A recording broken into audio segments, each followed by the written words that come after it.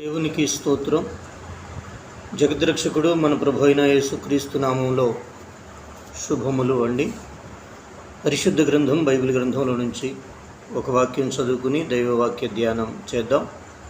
పరిశుద్ధ గ్రంథం మొదటి రాజుల గ్రంథం 12వ అధ్యాయం 10వ వచనం. అప్పుడు అతనితో కూడా ఎదిగిన ఆ యవనస్తులు ఈ ఆలోచన చెప్పిరి. నీ తండ్రి మా కాడిని బరువైనదిగా చేసెను గాని నీవు దానిని చులకనగా చేయవలెనని నీతో చెప్పుకునిన ఈ జనులకు ఈలాగు ఆజ్ఞయిమ్ము. నా తండ్రి నడుము కంటే నా చిటికెన వ్రేలు పెద్దదిగా ఉండును. దేవునికి స్తోత్రం. హల్లెలూయా. ఈ వచ్చిన భాగం ధ్యానం చేస్తూ ఉండగా ఈ యొక్క అధ్యాయంలో నుండి మనం తెలుసుకోదగినటువంటి సమాచారాన్ని పరిశుద్ధాత్మ దేవుడు మనకు తెలియచేయునుగాక. ఈ 12వ అధ్యాయాన్ని మనం చదివినప్పుడు రెహబాము రాజుగా ఇశ్రాయేలు దేశానికి పట్టాభిషేకం చేయటం అనేటటువంటి విషయం చదువుతూ ఉంటాం. సొలొమోను పాలించినటువంటి కాలం తరువాత ఇశ్రాయేలు దేశాన్ని సొలొమోను రాజు 40 సంవత్సరాలు పరిపాలన చేశారు. అతని పరిపాలనలో దేశం నెమ్మదిగా ఉంది. సొలొమోను పరిపాలన చాలా ప్రశాంతమైన పరిపాలన. అతని కాలంలో దేశంలో యుద్ధాలు లేవు. అతని కాలంలో దేశం నెమ్మదిగా ఉంది, సమాధానంగా ఉంది. సొలొమోను దేవాలయాన్ని కట్టించాడు. తర్వాత దేశంలో అనేకమైనటువంటి అభివృద్ధి కార్యక్రమాలు చేశాడు. వాటి తర్వాత అతడు తనకు కలిగినటువంటి విశేష జ్ఞానము చేత తను ఇంకా కొన్ని నగరులను కట్టుకొనుంటును మనము వాక్యం చదవడం ద్వారా తెలుసుకుంటూ ఉంటాం. ఏది ఏమైనా అతని కాలంలో దేశం మాత్రం బహు నెమ్మదిగాను సమాధానంతోనూ ఉంది. కారణం ఏంటంటే సొలొమోను మహాజ్ఞానం కలిగిన వాడు, దీర్ఘశాంతం కలిగిన వాడు. ఒక రకంగా చెప్పాలి అంటే తను తన జ్ఞాన విశేషమును బట్టి అతడు దేశంలో నెమ్మది ఉండడానికి కారకుడయ్యాడు. అయితే అతని కుమారుడైనటువంటి రెహబాము రాజ్య పరిపాలనలోనికి వచ్చిన తరువాత రెహబాము ఏమంటున్నాడో చూడండి. తను ప్రారంభంలో ప్రజల్ని పిలిచి ఇలా అడుగుతూ ఉన్నాడు. ఏమని అడుగుతూ ఉన్నాడు? దేశంలో అతను ప్రారంభంలో ప్రజల్ని పిలిచి ఏమని అడుగుతున్నాడు అని అంటే, ప్రజలకు మనం నేను రాజ్యరికం చేయాలి అంటే నేనేం చేయాలి అని ప్రజల్ని అడుగుతూ ఉన్నాడు. వారు ఏమని చెప్పినారు అని అంటే, వారు అంటూ ఉన్నారు కదా, ఈ దినముననే నీవు ఈ జనులకు దాసుడువై వారికి సేవ చేసి మృదువైన మాటలతో వారికి ప్రత్యుత్తరం ఇచ్చిన ఎడల వారు సదాకాలము నీకు దాసులగుదురు అని జనులలో పెద్దలు రెహబాముకు ఒక సలహా చెబుతున్నారు. జనులలో పెద్దలు రెహబాముకు ఇచ్చేటటువంటి సలహా ఏంటంటే, వారు ఏమని చెబుతున్నారు అని అంటే, జనులకు దాసుడువై వారికి సేవ చేసి మృదువైన మాటలతో వారికి ప్రత్యుత్తరం ఇచ్చిన ఎడల సదాకాలము నీకు దాసులగుదురు అని చెబుతున్నాడు. అయితే ఈ మాట పెద్దలు చెప్పిన తరువాత రెహబాము తనతో ఉన్న స్నేహితులను పిలిచి వారి సలహా అడుగుతున్నాడు. స్నేహితులు చెబుతున్న సమాధానం, ఇదిగో నీ తండ్రి కంటే మరి అధికమైనటువంటి భారము ప్రజల మీద పెట్టి నేను పరిపాలన చేస్తాను అని నువ్వు చెప్పు, నిన్ను ఎవరు కాదంటారో చూద్దాం అని స్నేహితులు సలహా చెబుతున్నారు. అంటే రెహబాము యొక్క విధానం ఎలాగుంది అని అంటే రెబల్ వ్యవహారంగా ఉంది. ఈ రెబల్ వ్యవహారం రెహబాముకి ఎందుకు వచ్చింది అని మనం చూసినప్పుడు అతని పెంపకం సరిలేదు అని చెప్పుకుంటూ ఉంటాం. దావీదు తన యొక్క గొప్ప దైవభక్తిని బట్టి, రాజ్యరికాన్ని బట్టి ఇశ్రాయేలు సమాజానికి ఒక మంచి రాజుని ఇచ్చాడు అని చెప్పుకుంటాం. సొలొమోను దావీదు తరువాత మంచిగానే పరిపాలన చేసిన రాజు. కానీ సొలొమోను తన తరువాత ఒక మంచి రాజును దేశానికి ఇచ్చినాడా అని చూస్తే అది ప్రశ్నార్థకమైన విషయం. ఎందుకని ఒక మంచి రాజును దేశానికి సొలొమోను ఇవ్వలేకపోయాడు అని అంటే, తన జ్ఞాన విశేషాన్ని బట్టి సొలొమోను తన జ్ఞానమునందు అతిశయించాడు. తన జ్ఞానాన్ని బట్టి దేశాన్ని పరిపాలించాడు, దేవాలయం కట్టించాడు. కానీ తను బహుభర్యత్వం 700 మంది భార్యలు, 300 మంది ఉపపత్నులను చేసుకుని తన జ్ఞానముకున్న సౌందర్యాన్ని, అందాన్ని అతడు చూసుకుని కుటుంబ నిర్వహణలో తన తర్వాత ఒక మంచి రాజు దేశానికి తాను అందించవలసిన వాడై ఉండగా ఆ విషయంలో తాను విఫలుడయ్యాడు అనే మాటను ఖచ్చితంగా చెప్పుకొనవలసిన పరిస్థితి ఎందుకు వస్తుంది అని అంటే, సొలొమోను తాను దైవభక్తి చేసిన దానికంటే తన జ్ఞానమందే తాను అతిశయించడం అనేది జరిగింది. దేవునికి స్తోత్రం. సొలొమోను తన జ్ఞానమునందే తాను రమించాడు, అతిశయించాడు. ఆ అతిశయం ఏమైపోయింది? తాను శరీర విషయంలో ఆనందించటం కానీ, తాను ఇశ్రాయేలు దేశంలో కలిగించినటువంటి విప్లవాత్మకమైనటువంటి వ్యవసాయాభివృద్ధి కానీ, రాజకీయ అభివృద్ధి కానీ, ప్రజల సంక్షేమార్థమై ఆయన తలపెట్టినటువంటి ఏ విషయంలో కూడా తాను కలిగించినటువంటి ఉన్నతిని, అభివృద్ధిని చూసుకుని తాను ఆనందించాడు, అతిశయించాడు. అందుకే ఆయన ఒక మంచి రాజును దేశానికి ఇవ్వలేకపోయాడు. ఇక్కడ రెహబాము నిజంగా సొలొమోను కుమారుడేనా అని అనిపిస్తుందండి. రెహబాము సొలొమోను ఎటువంటి పరిపాలన చేసినాడు? ఆయన కాలంలో విభేదాలు ఉన్నాయా? ఎటువంటి వారికైనా ఆయన ఎంతో జ్ఞానంగా సమాధానం చెప్పేటటువంటి వ్యక్తి. తన జ్ఞాన ఐశ్వర్యాన్ని బట్టి ఇక్కడ మనం బాగా గమనించితే, అసలు నేను చెప్పాలనుకున్న మాట, దావీదు తాను పరిపాలన చేసేటప్పుడు దేవుని చిత్తానుసారంగా తను అడుగులు వేసేవాడు. ఈ సమయంలో నేనేం చేయాలి ప్రభువా అని యెహోవా యొద్ద విచారణ చేసి దావీదు రాజ్యరికపు పాలన కానీ, తన యొక్క అనుదిన జీవిత గమనం కానీ తను కొనసాగించేవాడు. కానీ ఇక్కడ సొలొమోను కూడా తన ప్రారంభంలో తనకు రాజ్యరికపు బాధ్యతలు అప్పగించబడిన తరువాత అతడు పిన్న వయసులో అతను రాజుగా పటాభిషేకం చెంది అతడు దేవుని పాదాల వద్ద ఒక ప్రార్థన చేస్తాడు. 1000 దహన బలులను దేవునికి అర్పించి, సమాధాన బలులను దేవునికి అర్పించి, దేవుని పాదాల వద్ద కూర్చుని దైవ ప్రత్యక్షత తానుకు అగుపించు వరకు అతను దేవుని సన్నిధిలో కూర్చుని దేవుడిని అతడు ఒక విన్నపం అడుగుతాడు. ఏమని? ఈ నీ జనులను నా తండ్రి ఏ రాజ్యాన్ని అయితే పరిపాలన చేశాడో ఆ రాజ్యాన్ని పరిపాలన చేయటానికి నాకు జ్ఞానము కావాలి. నేను వయసులో చిన్నవాడిని, ఈ ప్రజలను పరిపాలన చేయటానికి నాకు జ్ఞానం కావాలి. ప్రభువా, మీరు మీ జ్ఞానమును నాకు అనుగ్రహించి నీ ప్రజలను పరిపాలన చేయనట్లు నన్ను అనుగ్రహించండి ప్రభువా అని ప్రార్థన చేస్తాడు. దావీదు కూడా సొలొమోనుకు రాజ్యరికపు బాధ్యతలను అప్పగిస్తూ ఒక దీవెన ఇస్తాడు. అది ఏంటి అని అంటే, యెహోవా ధర్మశాస్త్ర గ్రంథమును నీవు చక్కగా అభ్యసించున్నట్లు దేవుడు నీకు జ్ఞానమును వివేకమును దయచేసి నీ రాజ్యమును స్థిరపరుచునుగాక అని అంటారు. దేవునికి స్తోత్రం, హల్లెలూయా. కానీ రెహబాము విషయంలో సొలొమోను అలా ఎందుకు చేయలేకపోయాడు? దేవుడు అతనికి జ్ఞానం ఇస్తే ఆ జ్ఞానమునందే తను ఆనందించటంలో తన జీవితం అంతా కూడా ముగించేశాడు. స్తోత్రం.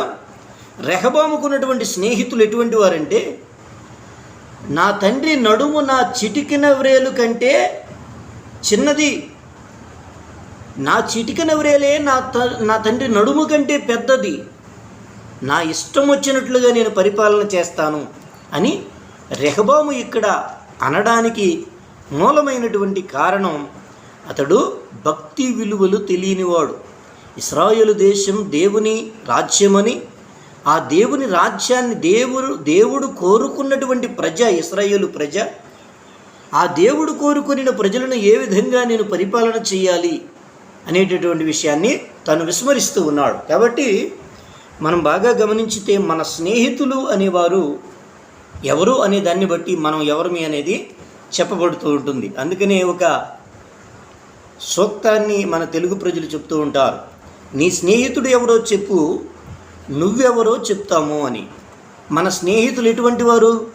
మనం ఎటువంటి వారమో అటువంటి స్నేహితుల్ని కోరుకుంటాం. కాబట్టి మన స్నేహితులు మంచివారు కావాలంటే మొదట మనం మంచివాళ్ళము కావాలి. మనం మంచివారం కావడానికి మన పెంపకం మంచిదై ఉండాలి.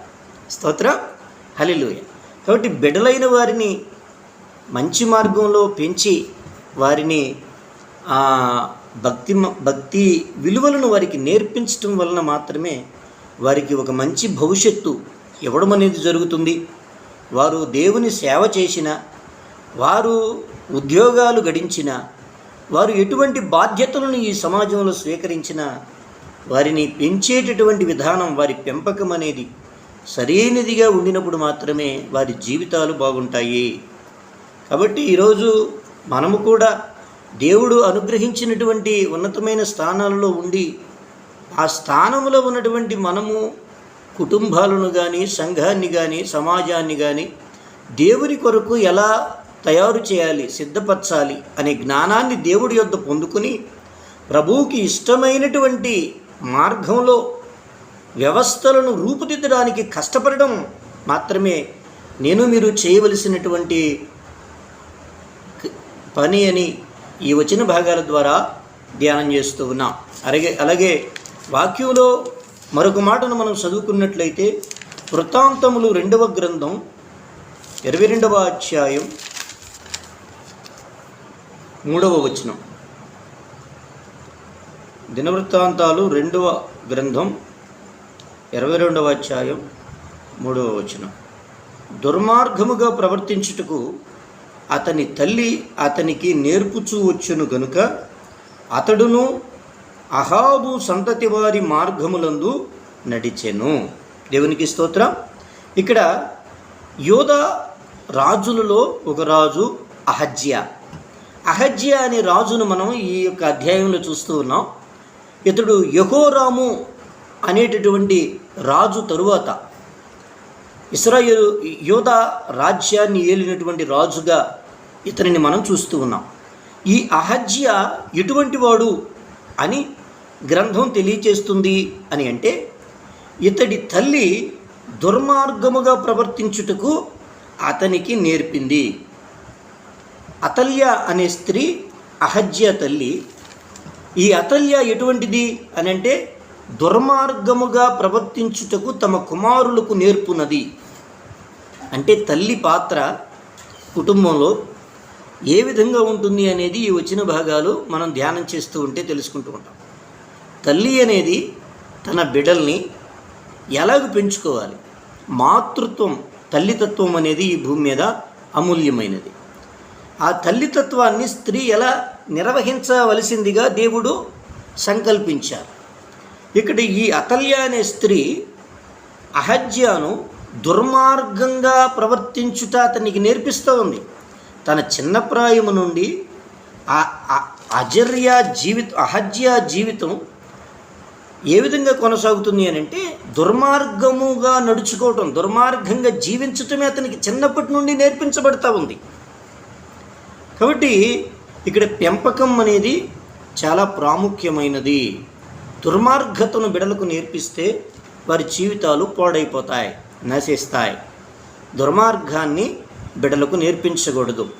అందుకనే బైబిల్ గ్రంథం ఏమని చెప్పిద్ది అని అంటే, బాలుడు నడువవలసిన త్రోవను వానికి నేర్పుము, పెద్దవాడైనను వాడు ఆ త్రోవ నుండి తొలగిపోడు. పెంపకం అనేది చాలా ప్రాధాన్యం.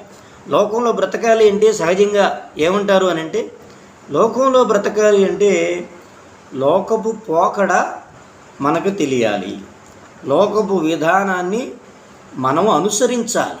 లోకంలో ప్రజలు ఏ విధంగా ప్రవర్తిస్తారో మనం కూడా ఆ విధంగా ప్రవర్తిస్తేనే ఈ లోకంలో జీవించగలం అనే ఒక దురభిప్రాయాన్ని ఇప్పుడు సమాజంలో ఒకవేళ మనం చూస్తూ ఉంటే బైబిల్ గ్రంథం దానికి భిన్నంగా ఏమని చెప్తుంది అని అంటే, ద్వితీయోపదేశకాండం 6వ అధ్యాయం వాక్యం ప్రకారం, నీవు నీ బిడలను సన్మార్గంలో నడిపించు.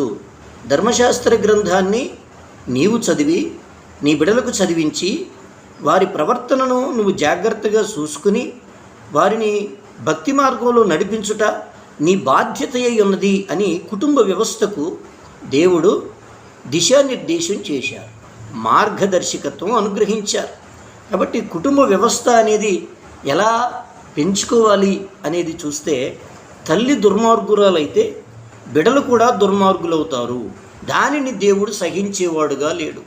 దేవుని ఆధిపత్యాన్ని, ఆయన నాయకత్వాన్ని మనం గౌరవించేవారమైతే ఆయనను మనకు స్వరక్షకునిగాను, మన జీవితాలకు అధిపతిగాను, మన జీవితాలను నడిపించే నాయకునిగాను ఆయనను మనం ఆహ్వానించేవారమైతే మన మీద ఆధిపత్యం చేసేటటువంటి ఆ దుష్ట సంబంధమైనటువంటి పెంపకాలను ఎంతమాత్రము కూడా సహించకూడదు. దేవునికి స్తోత్రం, హల్లెలూయా. ఎందుకంటే మనం చిన్నప్పుడు మన బిడ్డల్ని భక్తిలో పెంచకపోతే పెద్దయిన తర్వాత వారు భక్తి మార్గంలో నడుచుకుంటారు అనేది అబద్ధం. ఈరోజు చాలా వరకు మనం సమాజంలో చూసినప్పుడు దేవుని సన్నిధికి వస్తూనే దేవుని గురించినటువంటి మాటలు నేర్చుకుంటూనే వాటిని బిడ్డలకు అభ్యసింపచేసే విషయంలో చాలామంది తప్పిపోతున్న వారి వలె ఉన్నారు. ఎందుకమ్మా అని అంటే, ఓ చేత్తో బైబిల్ గ్రంథం, మరొక చేత్తో లోక విధానం, ఓ ప్రక్క దేవుని మార్గం, మరో ప్రక్క లోకపు విధానం. అదేమి అని అంటే, బ్రతకాలి అంటే మరి లోకంలో బ్రతకడం అంటే ఏంటి అండి? స్తోత్రము అనుకుంటే రోజులు గడిచిపోతాయా? లోకంలో బ్రతకాలి అంటే లోకపు విధానాలన్నీ కూడా అవపోసన పట్టాలి అంటే వాళ్ళు తిరగాలి. ఏమి తిరగాలి? యెహోవా యందు భయభక్తులు కలిగిన వారుగా బిడల్ని పెంచుకోవడం, బిడలకు ఇచ్చే అన్ని గొప్ప స్థితుల కంటే గొప్ప స్థితి భక్తి కలిగినటువంటి జీవితం. బిడలైన వారికి భక్తి కలిగే జీవితాలను ఇవ్వడం ద్వారా మాత్రమే వారి యందు తల్లిదండ్రులు అనేవారు సంతోషించేవారుగా ఉంటారు అని, ఆ యొక్క భక్తి విలువలు బిడలు నేర్చుకునేదానికి ఇక్కడ తల్లులైన వారు దుర్మార్గులుగా ప్రవర్తించకూడదు అని ఈ వచనం ద్వారా మనం ధ్యానం చేస్తూ ఉన్నాం. అలాగే మనం చూసినట్లయితే యోబు గ్రంథము 2వ అధ్యాయం, యోబు గ్రంథము 2వ అధ్యాయము, అతల్య తన కుమారుని పెంపకం విషయంలో తాను ఒక దుర్మార్గమైనటువంటి ప్రవర్తన కలిగిన వ్యక్తిగా కనిపిస్తూ ఉంది. అయితే మనం గమనించినప్పుడు దుర్మార్గం అనేది దుర్మార్గముగానే దేవుని చేత తీర్పు నందుతుంది. అయితే యోబు గ్రంథంలో ఒక మాట చదువుకుంటే 2వ అధ్యాయం 9వ వచనం, చెల్ల పెంకు తీసుకుని బూడిదలో కూర్చుండి ఉండగా అతని భార్య వచ్చి, నీవు ఇంకనూ యథార్థతను వదలకుందువా? దేవుని దూషించి మరణము కమ్మనెను. యోబు భార్య యొక్క సంభాషణ ఇక్కడ మనం చూస్తూ ఉన్నాం. యోబు ఉన్నటువంటి స్థితి ఎటువంటిది అని అంటే, దేవుడికి సాతానుకి మధ్య జరిగిన పందెములో యోబు అనేటటువంటి జీవితం బలిపీఠం మీద పెట్టబడింది.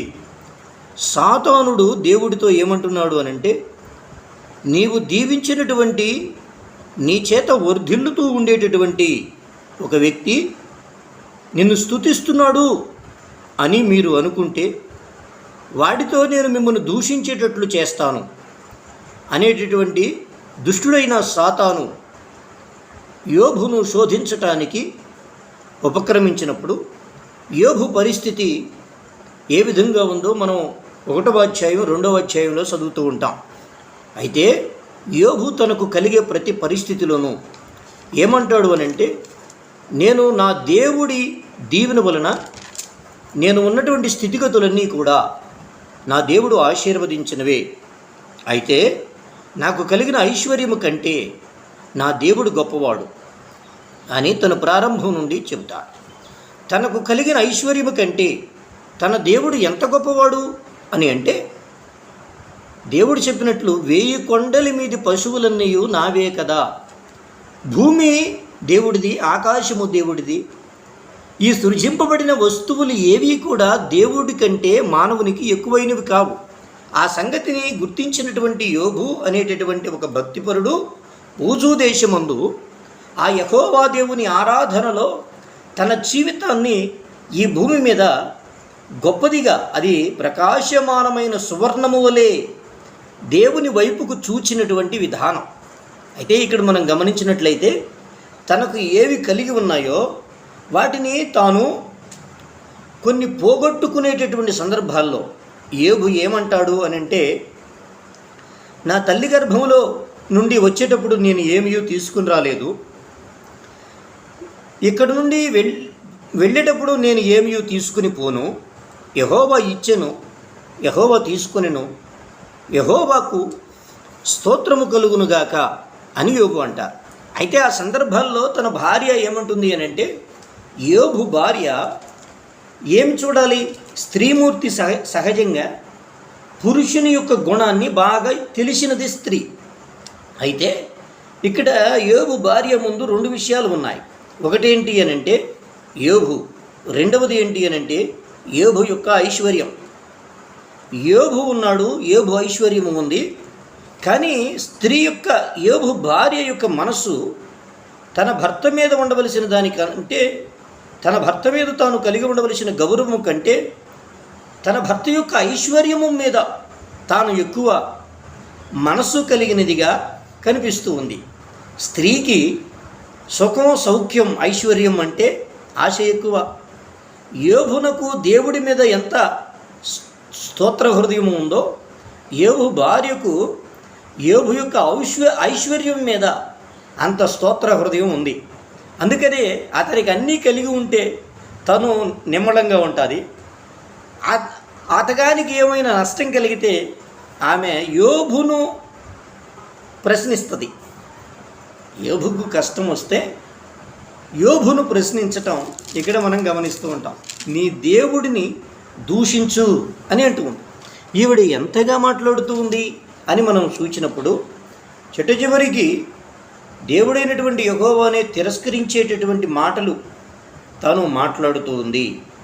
అంటే యోబు భార్యకు ఒక భక్తిపరుని మీద ఎటువంటి గౌరవమో లేదు, ఎటువంటి స్తోత్ర హృదయమో లేదు. నిజంగా అది దురదృష్టకరం. దేవునికి స్తోత్రం. ఈ లోకంలో ఒక స్త్రీ అనేది లోకాన్ని, దైవభక్తిని ప్రేమించడం అనే విషయాన్ని చూసినప్పుడు దైవభక్తిని ప్రేమించే స్త్రీలు చాలా అరుదుగా ఉంటారు, లోకాన్ని ప్రేమించే స్త్రీలు చాలా అధికంగా ఉంటారు. కారణం ఏంటంటే లోకం స్త్రీ స్వరూపం, లోకం అనేది స్త్రీ స్వరూపం. అందుకే లోకాన్ని ప్రేమించేటటువంటి స్వభావము ఈవిడిలో ఎక్కువగా ఉంది. తన భర్త మరణాన్ని కోరుతూ ఉంది. నీ దగ్గర అన్నీ పోయాయి, ఇంకా నీవెందుకు? నీ దగ్గర అన్నీ పోయాయి, ఇంకా నీ దేవుడు నిన్ను దీవించిన దేవుడే నిన్ను శపిస్తే ఆ దేవుడును నువ్వు కూడా శపించు, దూషించు. దేవునికి స్తోత్రం. అంటే యోబుకు కలిగిన పరీక్షలను ఈవిడ తట్టుకోలేకపోతుంది. ఆ అగ్నిలో శద్రకు, మేషకు, అబేద్నెగోలను పడవేస్తే పడవేసిన వారు కాలిపోయిరి అన్నట్లు యోబు శ్రమల అగ్నిలోనికి త్రోయబడితే యోబు కాలిపోవడం లేదు, కానీ యోబు భార్య దాని యొక్క ప్రభావాన్ని అనుభవిస్తూ ఉంది. దేవునికి స్తోత్రం. హల్లెలూయా. నీ దేవుని దూషించి మరణముఖము అని ఒక దుర్మార్గపు మాటలు ఈ స్త్రీ మాట్లాడడానికి కారణం ఈమె భక్తిని ప్రేమించిన దానికంటే లోకాన్ని అధికంగా ప్రేమించటమే కారణం. ఈరోజు ఏ స్త్రీమూర్తి అయినా దేవుడిని ప్రేమించే దానికంటే ఈ లోకాన్ని అధికంగా ప్రేమిస్తే నీవు దైవ దూషణ చేసే స్థితిలో ఏమాత్రము వెనుకంజ వేయవు. అయితే దాని ప్రతిఫలం నుంచి నీవు తప్పించుకోలేవు అనే సత్యాన్ని నీవు గుర్తించాలి. దేవునికి స్తోత్రం. భగవంతుణ్ణి ఆరాధించే మనస్సు కావాలి. స్త్రీకి సహజంగా భర్తే సర్వస్వం. భర్త తరువాత తాను అధికంగా ఆశ్రయించేది లోకాన్ని. అయితే కానీ దేవుడు ఏమంటాడంటే, పురుషుడైనా స్త్రీ అయినా ఆయన యందు భయభక్తులు కలిగే వారుగా ఉండాలి అని మాత్రమే దేవుడు కోరుకుంటాడు. కారణం ఏంటంటే నువ్వు స్త్రీమూర్తివైనా పురుషుడవైనా దేవుడిని ఆరాధించటం కానీ దేవుడి యందు భయభక్తులు కలిగి క్రమశిక్షణ కలిగినటువంటి జీవితాన్ని జీవించటానికి నీ ఆత్మ నీకు సహకరిస్తుంది కదా. నీ ఆత్మ చెప్పే మాట నీ శరీరం వినడానికి నువ్వు అంగీకరిస్తే ఆ యొక్క ఈ లోకం అవతలి ఉన్నటువంటి లోకాలలో నీవు పరలోకం చేరుకోవటానికి ఈ భూమి మీద తపస్సు చేసిన దానవవుతావు. ఈ భూమి మీద ఓ స్త్రీమూర్తి చేయవలసింది ఏంటి అని అంటే మోక్ష పదము చేరడానికి దైవ తపస్సు చేయాలి. తన శరీరములో తన లోకంలో ఏ దురభిప్రాయాలు తనని దైవత్వం నుండి దూరం చేస్తాయో, తన సుగుణాలను చెరుపుతాయో అట్టి వాటి మీద పోరాటం చేయటము, అట్టి వాటిని లొంగదీసుకుని పాదముల క్రింద తొక్కిపెట్టడము ఒక క్రీస్తు భక్తునిగా ఒక వ్యక్తి నిలవటానికి చేయవలసిన సకల ప్రయత్నాలు చేయడంలో తనకున్నటువంటి ఆత్మశక్తిని వినియోగించి క్రీస్తు ప్రభుల వారి దివ్య మార్గంలో నడవడం కొరకు తాను తీసుకోవలసినటువంటి ఒక సాహసోపేతమైనటువంటి నిర్ణయాలే స్త్రీమూర్తి జీవితానికి ఖ్యాతిని తెచ్చిపెడతాయి. దేవునికి స్తోత్రం, హల్లెలూయా. కాబట్టి ఈ పొదునైన కత్తి క్రీస్తును మహిమపరచగలదు, లోకానికి ఊడిగం చేయగలదు. క్రీస్తును మహిమపరచాలి అంటే అది నిబంధనలు కలిగినదై ఉండాలి. లోకానికి ఊడిగం చేయాలి అని అంటే అది దైవతత్వం నుండి వేరైతే చాలు. అయితే దేవుణ్ణి మహిమపరిచేటటువంటి స్థితి కలిగి దైవ మార్గంలో నడుచుకోవటమే మానవ జాతికి అత్యంత ఉత్తమమైనటువంటి విధానం. మనం చూసినట్లయితే దేవుని వాక్యాన్ని ధ్యానం చేస్తూ ఉంటే సంఖ్యాకాండము గ్రంథం 31వ అధ్యాయం 16వ వచనం, ఇదిగో బిలాము మాటను బట్టి పెయోరు విషయములో ఇశ్రాయేలీల చేత యెహోవా మీద తిరుగుబాటు చేయించిన వారు వీరు కారా? అందుచేత యెహోవా సమాజములో తెగులు పుట్టించెను కదా. ఇక్కడ మనం చదువుకుంటూ ఉంటే కొన్ని గొప్ప మాటలు మోషే ద్వారా ఈ మాటలు చెప్పబడుతూ ఉన్నాయి. ఏమిటవి? బిలాము, బాలాకు అనేవారు ఇశ్రాయేలీయులకు విరోధముగా వారు చేసిన ఆలోచన ఏదైతే ఉందో దానిని గూర్చి మోషే ఇశ్రాయేలు సమాజంతో తెలియచేస్తూ ఉన్నారు. ఇశ్రాయేలీయుల యొక్క యాత్రా మార్గములో ఐగుప్తు నుండి కనానుకు వారు చేసిన ప్రయాణములో మార్గమధ్యములో మోయాబీయులు ఇశ్రాయేలీయులకు దారి ఇవ్వకుండా మా మార్గాన మేము వెళ్ళిపోతాం, మేము మీ దేశములో ఈ దేనిని ఆశించము అని ఇశ్రాయేలీయుల వరకు విన్నపం చేసినప్పుడు మోయాబీయులు దానికి ప్రతిఘటించారు. మోయాబీయులు రాజు అయినటువంటి బాలాకు ఇశ్రాయేలీయులను ఏ విధముగానైనను అడ్డగించాలి అని వారిని గురించి అతడు దురభిప్రాయాన్ని కలిగి ఉన్నాడు. అదేంటి అని అంటే ఇతడు నా దేశాన్ని ఎంత నష్టం చేస్తాడో, దుష్టునికి అన్ని దుష్టాలోచనలే వస్తాయి అన్నట్లుగా ఇశ్రాయేలీని నమ్మలేకపోతున్నాడు. బాలాకు ఇశ్రాయేలీలను నమ్మలేకపోతున్నాడు. మేము మీ దేశంలో మీకు ఎటువంటి నష్టమో కలిగించం అని ఇశ్రాయేలీలు చెప్పిన మాట సత్యం మాట. అది వారు చెప్పారు అంటే అలా ఉంటారు అంతే, అందులో ఎటువంటి తేడా లేదు, వంచన ఉండదు, అసత్యం ఉండదు. అయితే మోయాబు రాజు దానికి అంగీకరించడం లేదు. కారణం ఏంటంటే అతడు పెరిగినటువంటి విధానం వేరు, అతని హృదయంలో ఉన్న ధర్మశాస్త్రం వేరు, అతనికి తెలిసిన రాజనీతి వేరు. అతడు కీడునే ఎంచుతాడు కానీ మేలును గ్రహించుటకు అతనికి బుద్ధి చాలదు అన్నట్లుగా బాలాకు వ్యవహారము ఉంది. అందుకనే బాలాకు అంటాడు, వీరిని శపించుటకు నేనేమైనా చెయ్యాలి. కారణం ఏంటంటే వాళ్ళు మమ్మల్ని ఏం చేస్తారో పులిని చూసి నక్కవత పెట్టుకున్నట్లుగా ఇక్కడ బాలాకు ఇశ్రాయేలీలను చూసి దురాలోచన చేస్తూ ఉన్నాడు. బాలాకునకు ఈ దురాలోచన కలగడానికి గల ప్రధానమైన కారణం ఏంటి అనంటే ఇశ్రాయేలీయులు చెప్పుచున్నటువంటి మాటలను అతడు గ్రహించకపోవడమే. అయితే బాలాకు బిలాము ఇరువురు కలిసి ఇశ్రాయేలుకి ఎటువంటి కీడు తలపెట్టారు అని అంటే, బిలాము అనేవాడు అప్పటి కాలంలో లోకంలోనే గొప్ప మంత్రజ్ఞుడు లోకంలోనే అంతకంటే గొప్పవాడు ఉన్నాడన్న సమాచారం బాలాకునకు ఎవడూ చెప్పి ఉండలేదు.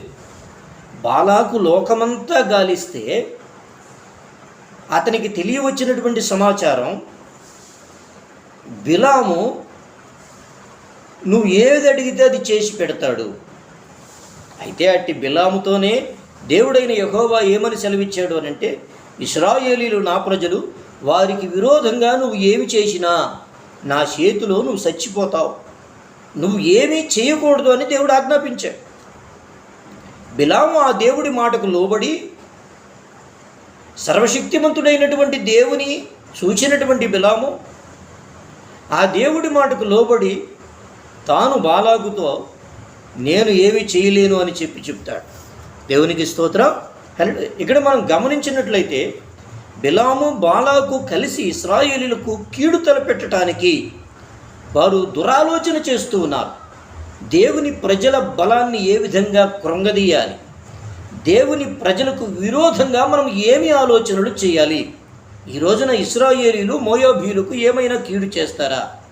ఈ రోజున దేవుని ప్రజలైనటువంటి క్రైస్తవులు లోకానికి ఏమైనా కీడు చేస్తారా? మరి ఎందుకు దేవుడి ప్రజల ఎడల విరోధమైనటువంటి ఆలోచనలు సమాజంలో కలిగి ఉండడానికి కారణం అని చూసినప్పుడు దేవునికి స్తోత్రం, కేవలం అభిప్రాయ భేదం, దేవుని ప్రజలలో ఉన్నటువంటి దైవనీతిని లోకం గుర్తించకపోవడమే దేవుని ప్రజలను విభేదించటానికి మూల కారణం. ఇశ్రాయేలీలు మోయాబు రాజు బాలాకు వారిని విభేదిస్తూ ఉన్నాడు. వారిని ఏ విధంగానైనా బలహీనులను చేయాలి, వారిని ఏ విధంగానైనా దేవుని యొక్క సహాయం వారికి అందకుండా చేయాలి. బాలాకి తెలియవచ్చింది ఏంటంటే, వీరు జన విశేషం మాత్రమే కాదు వీరు కలిగి ఉంది, వీరు దైవ భయం కూడా కలిగి ఉన్నారు. ఆ దేవుడినే వీరి యొద్ద నుంచి దూరం చేయాలి అంటే నేనేం చేయాలి అనేది ఇక్కడ బాలాకు యొక్క ఆలోచన. కానీ బాలాకు దేవుడైన యెహోవాకు విరోధంగా ఆయన ఏమైనా చేయగలడా అని అంటే ఏమీ చేయలేడు. యెషయా గ్రంథం ఏముంది అని అంటే, దేవుని చేతిని పట్టుకొని నీవేమి చేయుచున్నావు అని చెప్పువానికి శ్రమ. దేవునినే ఆయన పనులనే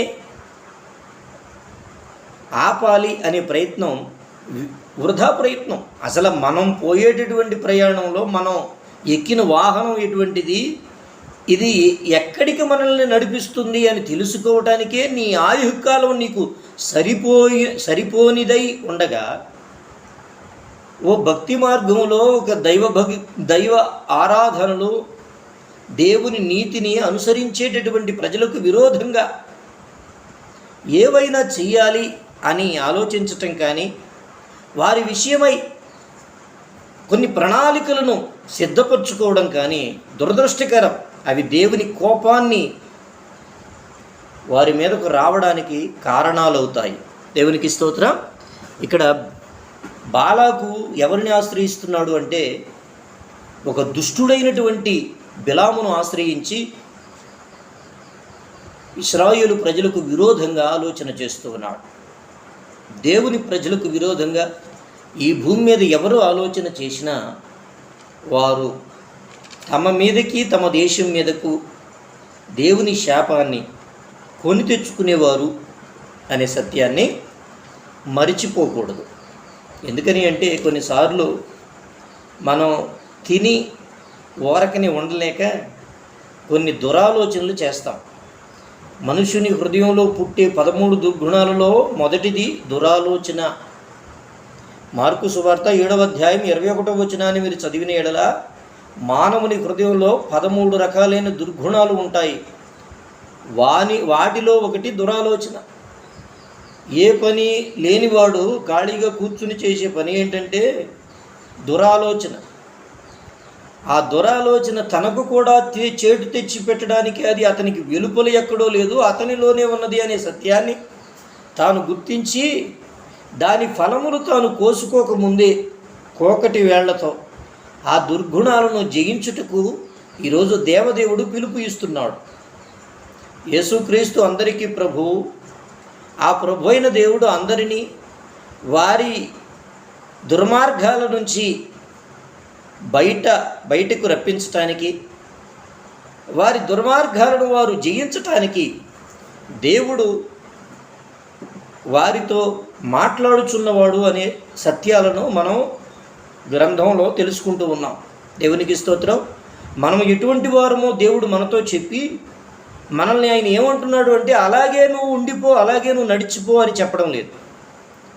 అక్కడి నుండి నీవు మేలుకరమైనటువంటి భవిష్యత్తును పొందడానికి ఏమి చేస్తే నీ జీవితానికి మంచి జరుగుతుందో దాన్ని గురించి ఆలోచించడానికి నీకు అవకాశం ఇస్తున్నాను అని చెప్పి దేవుడు అనేవారు ప్రతి మనిషి ఎదుటకు కొన్ని వర్తమానాలను తెస్తూ ఉంటారు.